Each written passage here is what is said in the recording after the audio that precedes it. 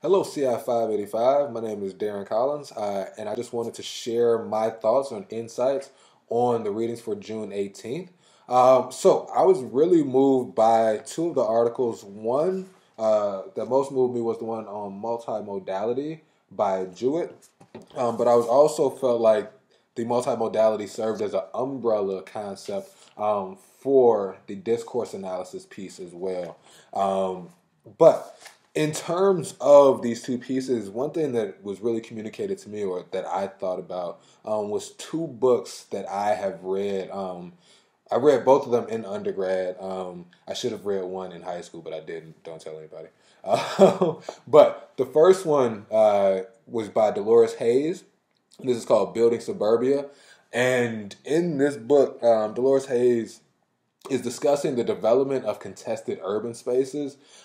She highlights how certain edifices communicate that homeless people aren't supposed to be in the area, and I think it's really powerful to discuss space as a modality as well. And some of the examples that she gives are the relief of buildings, or even pillars being on a building. So if, say for instance, your identity was homeless and you were in a certain area where all of the houses were 30 yards from the sidewalk, it would be much less inviting than, say, an apartment building, or say if the houses were closer to the sidewalk, which is much more inviting.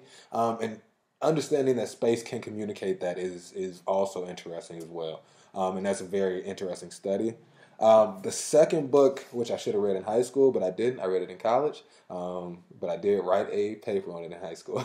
But the second book is Richard Wright's Native Son, and it's based in Chicago. But in this one, Richard Wright communicates through his novel how space is used to marginalize certain identities and can interrupt the identity formation of certain groups. The example that's really highlighted in this one, particularly in the Chicago setting, is the example of redlining and the ghettoization of certain minorities in America, and how that has disrupted forms of communication, but also constructed or allowed for groups to construct their own forms of communication and their own signs. All right.